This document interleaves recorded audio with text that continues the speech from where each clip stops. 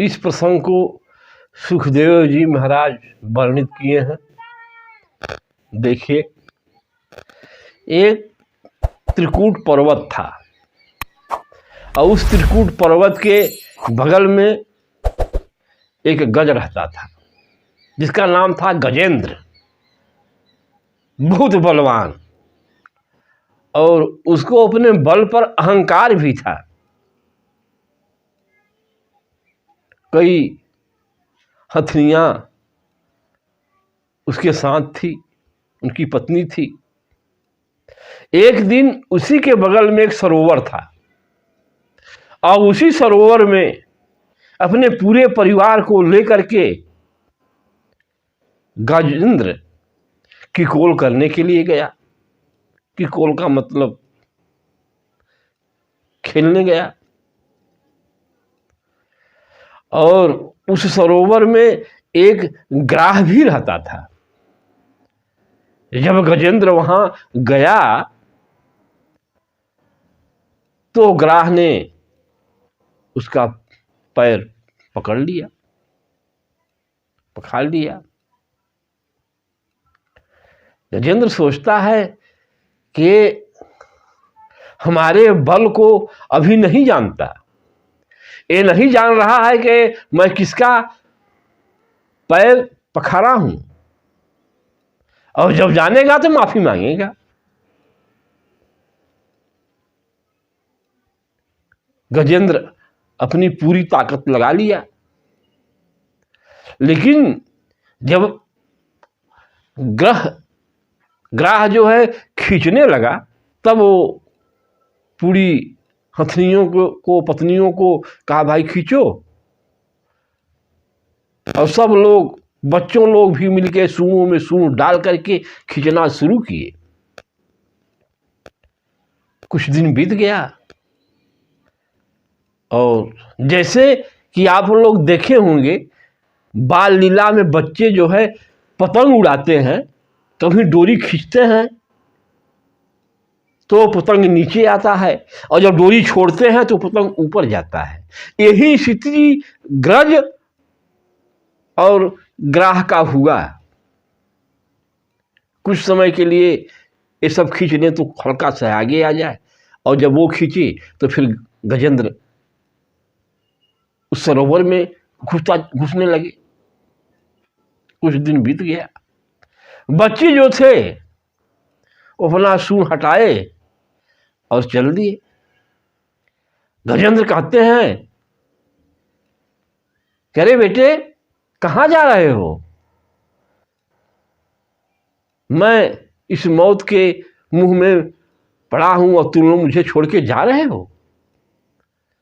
बच्चे कहते हैं, पिताजी आप निकलने वाले हैं नहीं, और आपके साथ जो है मौत के मुख में कौन जाएगा? हम लोग को तो अभी बहुत सी दुनिया देखनी है। गजेंद्र अपने बीवियों से कहता है, देखो देवियों, इनके लिए क्या क्या कठिनाई मैं नहीं सहा, इनको जिलाने खिलाने में, लेकिन आज मैं मौत के मुंह में हूं और मुझे सब छोड़ छोड़ के जा रहे हैं। चले गए। गजेंद्र के आंखों में आंसू आ गया।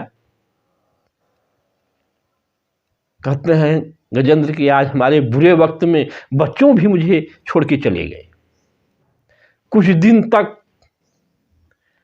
स्त्रियां और बल लगा के खींचती रही, लेकिन कुछ दिन बीता तो सब भी अपना सूंड मोड़ी और चल दी। गजेंद्र कहता है, अरे देवियों, तुम लोग 7 फेरा ली हो, 7 जन्म तक संग संग चलने का वादा की हो, आज हमें इस मौत के मुख में छोड़ के तुम लोग अकेले जा रही हो। अर्धांगिनी कहती है कि हे पतिदेव, बच्चे चले गए, वो कैसे रहते होंगे, क्या खाते होंगे, अब आप निकलने वाले हैं नहीं, तो फिर हम लोग रह के करूंगी क्या? वो भी चले गए, वो भी सब स्त्रियां भी चली गई। देखिए, बुरा वक्त जब इंसान का आता है तो बीवी बच्चे कोई साथ देने वाला नहीं है, और दुख में कष्ट में जो साथी बने वही अपना है। रोने लगता है गजेंद्र और कहता है कि इतना लगाव, इतना प्रेम मैं ईश्वर से किया होता, नारायण से किया होता तो नारायण आ गए होते। नाम के चाहने वाले भी नहीं आए और अपनी बीवियां भी छोड़ के चली गई, बच्चे भी छोड़ के चले गए।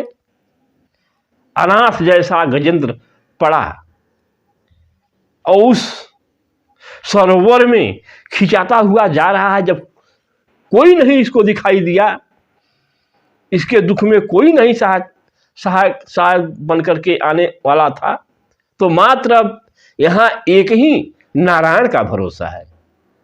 और कहता है गजेंद्र, त्राहिमाम त्राहिमाम, हे प्रभु हमारी रक्षा हो, सुमिर रहा है। लेकिन किसी का नाम यहां लिया नहीं है।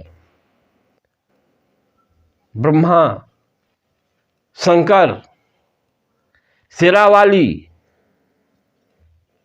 सब स्वर्गपुर से देख रहे हैं इस घटना को, लेकिन सब तैयार हैं बचाने के लिए, लेकिन किसी का नाम गजेंद्र नहीं लिया, केवल सुमिर रहा है। लेकिन जब उसकी शरीर उस सरोवर में डूबने लगी तब कहता क्या है, हे गोविंद हे गोपाल, हे गोविंद हे गोपाल, अब तो जीवन हारा। हे गोविंद हे गोपाल, अब तो जीवन हारा। नीर पियन गयो हम सिंध के किनारे, नीर पियन गए हम सिंध के किनारे। सिंध बीच बसत ग्राह, सिंध बीच बसे ग्राह, चरण के पखारे। हे गोविंद हे गोपाल, अब जीवन हारे। हे गोविंद हे गोपाल, अब तो जीवन हारे। हे गोविंद हे गोपाल, अब तो जीवन हारे।